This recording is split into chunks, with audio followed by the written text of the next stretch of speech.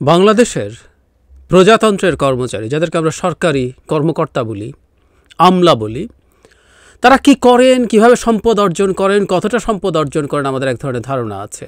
তাদের অসততা সম্পর্কেও আমাদের ধারণা আছে। তাদের নৈতিক মানের কত অবক্ষয় হয়েছে সেটা সম্পর্কেও ধারণা আছে। তারপরও যখন খুব প্রকাশিত হয়ে যায়, সেটা নতুন করে আলোচনার দাবি রাখে। আমি যারা মতিউরের কথা বলছি, মতিউর সেই ভদ্রলোক যিনি ইফাত নামে একটা ছেলে, যে 12 লাখ টাকায় ছাগল কিনেছিলেন এবং সারা দেশে সেটা নিয়ে তীব্র আলোচনা সমালোচনা হয়েছে। জনাব মতিউরের সন্তান বলে যখন প্রচারিত হয়েছে, তিনি ডাহা অস্বীকার করেছেন এবং এরপর যা প্রমাণ হলো আমরা এর মধ্যে জেনেছি। তারপরও কয়েকটা কথা একটু বলা দরকার, এবং তার সম্ভবত নড়চড় পুরো বন্ধ করে দিয়েছে জনাব নিজাম হাজারী, আওয়ামী লীগ নেতা এবং একজন দামি এমপি। আসবো সেই আলোচনায়ও।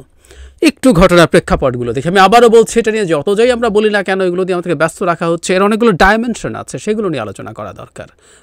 প্রাথমিকভাবে যখন তথ্যটা পাওয়া গেল, তখন সবাই তাকে জড়িয়ে কথাবার্তা বললেন। তারপর দু একটা পত্রপত্রিকায় উনি সাক্ষাৎকার দিয়ে ভীষণ আবেগী ভাষায়, এবং আবেগী ভাষা আরও অবশ্য পরে দেখেছি, সেই প্রসঙ্গেও আসবো, উনি জানালেন যে এই নামের কাউকে তিনি চেনেনই না, সন্তান হওয়া দূরেই থাকুক, তার সন্তান কারা কারা সেই ফিরিস্তি দিলেন, অনেকে পাবলিশ করলো এবং হম্বিতম্বিও করলেন। উনি সাইবার যে ইউনিট আছে পুলিশের, তাদের কাছে যাচ্ছেন, উনি দেখে নেবেন কারা এসব অপপ্রচার করছে। এরপর উনি একটা টিভিকে সাক্ষাৎকার দেন। আমি সাক্ষাৎকারটা আপনাদের মন্তব্যে দিয়ে দিচ্ছি এই ভিডিওর, আপনারা একটু দেখবেন প্লিজ। একটা মানুষ, একটা ভণ্ড মানুষ, একটা আপাদমস্তক টাউট বাটপার কিভাবে কথা বলে, কিভাবে কথা আল্লাহর নাম নেয়, একটু দেখা দরকার আছে। এবং অনেক জবাব তার এই ইন্টারভিউটাতে আছে। আমি জানি না ইন্টারভিউটা শেষ পর্যন্ত এখানে থাকবে কিনা। এবং অবিশ্বাস্যভাবে যে চ্যানেলে ইন্টারভিউটা নিয়েছে, প্রশ্নকর্তাকে মনে হচ্ছিল প্রধানমন্ত্রীর সামনে যে ওরকম সাংবাদিকরা যেভাবে প্রশ্ন করে সেভাবে প্রশ্ন করছেন। Very surprising. এই চ্যানেলটা এরকম একটা ইন্টারভিউ, আমরা বুঝতে পারি যে তার ইমেজ পুনরুদ্ধারের মিশনে এই ইন্টারভিউটা নেওয়া হয়েছে। এবং ইন্টারভিউটা শুনলে দেখবেন, আমি দুবার শুনেছি কারণ ট্রেনে কথা বলতে চাই, ওখানে বোঝা যায় যে তারা পরিচিত। কারণ উনি এক পর্যায়ের যিনি সাক্ষাৎকার নিচ্ছেন, এটাও একটা স্ট্র্যাটেজিক ভুল। এত বড় হম্বিতম্বি করা আমলা এই স্ট্র্যাটেজিক ভুলগুলো করেন, যে আপনি চেনেন আমাকে, এই ধরনের কথা অনেক দিন থেকে এই ধরনের কথাবার্তাও বলছেন। যাই হোক, উনি অস্বীকার করেছিলেন এবং শেষ পর্যন্ত সেটা প্রমাণ হয়েছে, যেটা আমাদের নেটিজেনরা, আমাদের সিটিজেন জার্নালিজম যারা করেন, অনেকে খুব সুন্দর করে বের করে অলমোস্ট কনক্লুডিং পথে বলে দিয়েছেন আগেই, যে ইনি মানে ইফাত আসলে জনাব মতিউরের দ্বিতীয় পক্ষের স্ত্রীর সন্তান। তার আরেকটা সন্তানও এই পক্ষের আছে। মানে একটা মানুষ তার নিজের সন্তানের এক্সিস্টেন্স অস্বীকার করছে। আমরা ট্রোল করি, অনেকেই ট্রোল করছি, আমরা সব কিছু নিয়ে ট্রোল করি, যে কিয়ামত চলে আসলো বা পরকাল চলে আসলো, যেখানে বাবা সন্তানকে চিনবে না, প্রত্যেকে ইয়ানফসি করবে, ইত্যাদি ইত্যাদি নানান কথাবার্তা আমরা বলছি, উইচ আর ফানি ডেফিনেটলি। অনেক কথা বলছি, কিন্তু আসলে আমরা একটু চিন্তা করি তো, একজন বাবা তার নিজের সন্তানকে অস্বীকার করছেন শুধুমাত্র তার এই সংকটটাই উনি পড়বেন না, এই সংকটটা এড়াতে চাচ্ছেন সেই জন্য। আমি বললাম তো যে আমি বলছি আমাদেরকে খুব সাইবার ট্রাইব্যুনাল দেখাচ্ছি, একটু নিজাম হাজারীকে একটু দেখাক, ওনার হ্যাডাম কত আমরা একটু দেখতেও চাই। আমি ইন্টারভিউটা নিয়ে কয়েকটা কথা বলি, আপনারা দেখবেন প্লিজ। ওখানে উনি কী অর্জন করেছেন, ওনার কত পার্সেন্ট বেশি ট্যাক্স উনি রেভিনিউ কালেক্ট করতে পেরেছেন, ইত্যাদি ইত্যাদি কথা বলছেন ক্রমাগত। এবং শেষে একটা পর্যায়ে বলছেনও যে যিনি এত টার্গেট অ্যাচিভ করতে পারে তিনি দুর্নীতি করতে পারেন না। মানে আইদার উনি স্টুপিড অথবা উনি আমাদেরকে স্টুপিড মনে করেন আসলে। কারণ ইদানিং সরকারি চাকরি করতে করা মানে হচ্ছে আর কারোর মানুষ মনে করেন না তারা। মানে তারা ভাবতেও পারেন না যে এই দেশেই বহু মানুষ আছে যারা ওই সরকারি চাকরির চেষ্টাও কোনো দিন করে নাই। তারা মনে করেন সবাই চেষ্টা করেছে, ফেল করেছে, ওনারা পেরেছেন, ওই করেছে, সাথে টাকা, ক্ষমতা, প্রতিপত্তি, আর কাউকে মানুষ মনে হয় না। আপনি যদি আপনার টার্গেট বাড়াতে পারেনও, ওটা আপনি দুর্নীতি করেন না গ্যারান্টি দেয়, এটা যুক্তি? হাস্যকর। আগের মতো বেনজিরের টোন পাই, ডেকে জিজ্ঞেস করো, আজিজের টোন পাই, আজিজ বলছে আমার ভাইরা কেউ কারো কাছ থেকে টাকা নিয়েছে কিনা এনে জিজ্ঞেস করে প্রমাণ করেন। কোনো দিন এটা হয়? ঘুষের প্রমাণ এভাবে থাকে। এবং যেটা বলছি লক্ষ্য করার মতো, কথায় কথায় আল্লাহ, কথায় কথায় আল্লাহ, কথায় কথায় আলহামদুলিল্লাহ, কথায় কথায় বিসমিল্লাহ, কথায় কথায় আল্লাহর নাম, আল্লাহ চাইলে সম্মান দেয়, আল্লাহ চাইলে সম্মান দেবে না, মানে প্রতিটা বাক্যে। ছেলে কেমন? প্রমাণ কি? খুব ইন্টারেস্টিং। তার যে সন্তানকে তিনি নিজের সন্তান বলে স্বীকার করেন, তার প্রথম পক্ষের স্ত্রীর সন্তান, সেই সন্তান এতই পরহেজগার, মানে আউট অফ কনটেক্সট এই কথাগুলো উনি বলছেন, এতই পরহেজগার, সে 5 ওয়াক্ত নামাজ তো পড়ে, সপ্তাহে নাকি প্রতি সপ্তাহে 2 দিন করে রোজা রাখে, এসব বলছেন। এবং একটা পর্যায়ে বলছেন তার ছেলে কতটা আল্লাহ ভীরু, বিয়ের আগে কোনো নারীর চোখের দিকে নাকি সে তাকায়নি। মানে একটা টাউট বাটপার লোকের মুখে এসব আসে, এবং এভাবেই তারা, আমি ইদানিং দেখি যে বহু টাউট বাটপারের মুখে আসলে এই ধর্মের কথাবার্তাকে একটা মুখোশ হিসাবে তৈরি করা, তাই করছে, তাই করেছে। আরেকটা মুখোশ আছে তার, সেটাও আসবো, আওয়ামী লীগ একটা চমৎকার মুখোশ তার। সো উনি এগুলো বললেন, ডাহা অস্বীকার করলেন, এবং উনি কিভাবে তার সম্পদ অর্জন করেছেন তার একটা বর্ণনাও দিচ্ছেন। কিভাবে উনি শেয়ার বাজারে, এটাকে এক ধরনের কারসাজিই বলা যেতে পারে, উনি করে টাকা করেছেন বলে দাবি করছেন। এবং আমি এই প্রসঙ্গে একটা চমৎকার স্টেটাস দিয়েছেন আমাদের অনেকেরই খুব শ্রদ্ধেয় মানুষ জনাব কামাল আহমেদ, বিবিসি বাংলায় ছিলেন, প্রথম আলোতে কলাম লেখেন। কামাল ভাইয়ের স্টেটাসটার একটা অংশ আমি একটু পড়ি, তাতেই হয়ে যাবে আমার মনে হয়, অ্যান্ড আই হোপ উনি এটা নিয়ে বিস্তারিতভাবে কলামও লিখবেন। উনি লিখছেন, বাহ, দুর্নীতিকে বৈধতা দেওয়ার কি চমৎকার ব্যাখ্যা। আলোচিত রাজস্ব কর্মকর্তা তার সম্পদ অর্জনের ব্যাখ্যায় বললেন, সমস্যায় থাকা বড় বড় কোম্পানির মালিকদের ডেকে নিয়ে এসে নানা রকম বুদ্ধি দেওয়ার বিনিময়ে শেয়ার নিয়ে পরে তিনি তা লাভে বিক্রি করেছেন। উদাহরণ হিসাবে মেয়ের নামে শেয়ারে এভাবে 14 গুণ লাভের কথা স্বীকার করেছেন। এগুলোকে বাটপারি ছাড়া অন্য কিছু বলা যায় না। কর বিভাগের পদে আসীন না থাকলে কারো পক্ষে কোনো কোম্পানির শেয়ার এভাবে হাতে নেওয়া অসম্ভব। আবার বড় বড় কোম্পানির আর্থিক অবস্থার তথ্য আগাম জেনে তার সুবাদে ব্যবসা করার অপরাধে দেশের আইনে ইনসাইডার ট্রেডিং হিসাবে সংজ্ঞায়িত আছে। তার মানে এটা, এই যে আপনি তথ্য নিচ্ছেন, উনি যেটা বলেন সেটা হচ্ছে আপনি তথ্য নেন, এটাকে নিয়ে কাজ করেন, করে উনি এটাকে অনেক লাভে বিক্রি করেন, রীতিমতো নাম করছেন। এবং অবাক ব্যাপার লাগলো আমার কাছে, মানে কারোর কাছে স্টুপিডিটি মনে হতে পারে, আবার হতে চালাকি মনে হতে পারে। এই মুহূর্তে উনি একটা শেয়ার নিয়ে কাজ করছেন, এবং আমি নাম বলছি না, সেই শেয়ারটার নাম বলছেন, এবং উনি বলছেন এটার দাম এখন এত আছে, 1 বছর পর এটা এত হয়ে যাবে। মানে ওই শেয়ারটার বাজার চাঙ্গা করানোর একটা ট্রিক উনি ওনার এই ইন্টারভিউতেও করলেন। মানে কি পরিমাণ ধান্দাবাজ একটা মানুষ আমরা বুঝতে পারছি।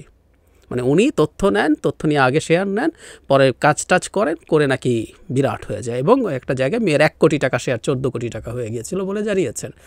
সেটা বাটপারি। এবং এটা, এই জায়গাটা আমি আবারও বলি, এই যে আগাম জেনে যাওয়া যায় তার সুবাদে ব্যবসা করার অপরাধ দেশের আইনে ইনসাইডার ট্রেডিং হিসাবে সংজ্ঞায়িত আছে। তার মানে এটা একটা শাস্তিযোগ্য অপরাধ, উনি করছেন, আবার বুক ফুলিয়ে বলছেন এটা। আর ওই যে বললাম জয় বাংলার লোক, সেটাও আছে। তার স্ত্রী বিসিএস ক্যাডার ছিল, শিক্ষা ক্যাডারে, তারপর উনি এখন উপজেলা চেয়ারম্যান, বিনা প্রতিদ্বন্দ্বিতায় নৌকার প্রার্থী হিসাবে এসছে। এবং কেন? জাতির পিতা বঙ্গবন্ধু সব বলে শেখ মুজিবুর রহমানের আদর্শের জন্য আবেগী, তাই উনি চেয়েছেন সেই সেবা করুক। আমরা মেলাতে পারি আসলে ক্ষমতার বা হ্যাডামের জায়গাগুলো কোন কোন জায়গা থেকে আসে, কিভাবে আসে জিনিসটা। সরকারি চাকরি ছেড়ে অতি জনসেবায় নেমে গিয়েছেন, উনি জনসেবা করছেন। আমি আগে বলেছি, এখনও বলছি, আওয়ামী লীগের সাথে কোনো না কোনো ফর্মে যিনি জড়িত, ফর্মালি ইনফর্মালি, উনি এই ভয়ঙ্কর, আমরা প্রায় ক্লিপ্টোক্রাসির কথা বলছি, এর পার্ট, চোরদের শাসনের পার্ট। উনি আওয়ামী লীগ করেন, নৌকা নিয়ে বিনা প্রতিদ্বন্দ্বিতায় নির্বাচিত হয়েছেন, ওনার মুখ থেকেই শোনা। ওই হ্যাডাম দেখান, একতরই যে সরকারি জায়গা আছে প্লাস ওয়াইফের সক্ষমতা, সব মিলিয়ে মানে আমরা বুঝতে পারছি ক্ষমতার জায়গাগুলো আসলে কিভাবে তৈরি হয়। নিজাম হাজারী একটা বোমাই ফাটিয়েছেন, কারণ অনেকে অনেক কিছু বলছে, অনেকভাবে বের করছে। নিজাম হাজারী বলছেন, ইফফাত এনবিআর সদস্য মতিউর রহমানের দ্বিতীয় পক্ষের ছেলে। ধারণা করছি রাগ করে মতিউর রহমান ইফাতের সঙ্গে যোগাযোগ সম্পর্ক অস্বীকার করছেন। মতিউর রহমান নিয়মিত দ্বিতীয় পক্ষের স্ত্রীর নানা পারিবারিক অনুষ্ঠানে অংশ নেন। এবং কেন এটা নিয়ে নিজাম হাজারীর মাথা ব্যথা? কারণ নিজাম হাজারীর মামাতো বোন হচ্ছে ইফাতের মা। তার মানে জনাব মতিউরের সেকেন্ড যে ওয়াইফ, তার মামাতো, মানে এটা হচ্ছে নিজাম হাজারীর মামাতো বোন। সো নিজাম হাজারী বলেছেন এবার একটু, উনি ওনার ওই ইন্টারভিউতে বলেছেন যে উনি সাইবার যে নিরাপত্তা আছে, সাইবার ইউনিট আছে, তাদের সাথে কথা বলছেন, হুমকি টুমকি দিচ্ছেন, উনি দেখবেন। অবশ্য আল্লাহর কাছেও, আল্লাহরও কাছেও বিচার দিয়েছেন, আল্লাহ তাদের বিচার করবেন। আবার শুধু আল্লাহর বিচারের উপর উনি রিলাই করেননি, উনি আবার এই থ্রেটও দিয়েছেন। ওই লোককে বলি যদি তার কাছে এই ভিডিও যায় সামহাউ, নিজাম হাজারীর বিরুদ্ধে একটা ব্যবস্থা নেন, সবচেয়ে ভালো হয়। এত বড় মিথ্যা কথা বলল, এত বড় পরহেজগার, এত বড় বিরাট ধার্মিক মানুষ, বিরাট সিনসিয়ার কর্মকর্তার বিরুদ্ধে মিথ্যাচার করছে নিজাম হাজারীকে সাইবার ইউনিট দিয়ে ধরান, আপনার নামে কলঙ্ক রটিয়েছে। আমরা একটু ওই জায়গাটায় আসি যে আলাপগুলো অনেকেই করছি, ট্রু। একটা মানুষ এই চাকরি করছেন, এই চাকরি করে এই করছেন আপাদমস্তক টাউট বাটপার শ্রেণীর লোক, মানে আপনি অসৎ টাকা কামাচ্ছেন, ওটা করছেন, সেটা করছেন, সব করছেন, আপনি আপনার সন্তানের পিতৃত্বকে অস্বীকার করছেন, এই পর্যায়ে আপনি চলে যান। এবং ফ্যাক্ট তাহলে এখন সবই, এখন আপনি 52 লাখ টাকার কোরবানি দিয়েছেন, আগের বার 60 লাখ টাকা, কত টাকা আপনার আছে। আবার যে অ্যাগ্রো বিক্রি করেছে সে অ্যাগ্রো আবার এখন পাল্টা নাকি বলছে তারা এটা বিক্রি করে নাই, ওখানেও টাউট বাটপাররা বসে আছে কিনা দেখা দরকার, যে এখন এই লোকের হ্যাডামের চোটে অস্বীকার করছে না আমরা বেচি টেচি নেই, ছাগলটা আবার ফেরত দিয়ে গেছে, যাতে দেখানো যায়, ওই গল্পটা ফাঁদা যায় যে 1 লাখ টাকা দিয়ে করে। চারদিকে এই ঘটনাগুলো সামহাউ ঘটছে হয়তো। আর একটা আলাপ অনিবার্যভাবে অনেকে করছেন, খুব স্বাভাবিক, জেনুইন। যখন আপনি কোটি কোটি টাকা, অনেক কোটি টাকা ঘুষ খান, আপনি আসলে রাজস্বের কারসাজি কত কোটি টাকার করেন, কত শত শত কোটি টাকার, কারণ ছোট্ট একটা পার্সেন্টেজ ঘুষ খান, তার বিনিময়ে আপনি আসলে কি করেন, তাই না? এই ঘটে, এই হয়। সো এই ঘটনাটা আমাদের সামনে আসলে এই ব্যাপারগুলোকেই আবার ক্লিয়ার করেছে। আবারও বলছি, এগুলো এখন আমরা কনক্রিট ক্রুড প্রমাণ পাচ্ছি, এর বাইরে কিছু ডিফারেন্ট কিছু আমরা ভেবেছি না। কাস্টমসের বিভিন্ন জায়গায় যারা চাকরি করে তাদের অবস্থা কি মোটা দাগে, উইথ সাম এক্সেপশনস, আমরা আসলে খুব ভালো মতো জানি। এখন আবার সামনে আসলো, এবং সামনে আসাতে এখন আমাদের সামনে কনক্রিট এভিডেন্স আছে, আমরা বুঝতে পারি, জানতে পারি যে একটা মানুষ কী পরিমাণ নিয়েছে, তার নৈতিকতার মান কত নিচে গিয়ে ঠেকতে পারে। সব কিছু হুট করে অতি চালাকি করে, অতি বুদ্ধি দেখাতে গিয়ে লেজে গোবরে করেছেন। আমাদের ভালো লেগেছে, আমাদের ভালো লেগেছে। এই দেশের সামনে, এই জাতির সামনে এসব তৃতীয় শ্রেণীর নোংরা টাউট বাটপারদের মুখোশ যতটুকু খুলবে, অনেকেরই খুলবে না, অনেকেই এই বিপদে যান নাই, আবার অনেকেই নতুন করে শিখবেন। হ্যাডাম দেখালেও সেটা কদ্দূর দেখাতে হবে, ফেসবুকে দেয়া যাবে কি যাবে না, বাড়ির লোকজন জানুক, আশপাশের লোকজন জানুক বা না, দরকারই নাই, আবার কোন সময় কী হয়। সো এটা একটা ভবিষ্যৎ শিক্ষাও অনেকের জন্য। আর কোরবানি, যেমন আমরা এখন দুবাইতে বা অন্যান্য জায়গায় কিনি, এখন ওইসব জায়গায় কোরবানি দেওয়ারও চিন্তা করতে পারেন কেউ। আবার কোরবানি দিলে এখানে দেশে যে হ্যাডাম দেখানো আছে সেটাও হবে না। সো নানান রকম হিসাব নিকাশ এখন তারা করবেন, করার কথাই কিন্তু আছে আবহমান কাল থেকে। কিন্তু এই এক্সপোজারগুলো মানুষের সামনে কনক্রিট কিছু তথ্য তুলে ধরে, তাই এগুলোকে খুব তাচ্ছিল্য করে উড়িয়ে না দিয়ে এই আলাপটা থাকা দরকার, শোরগোলটা থাকা দরকার।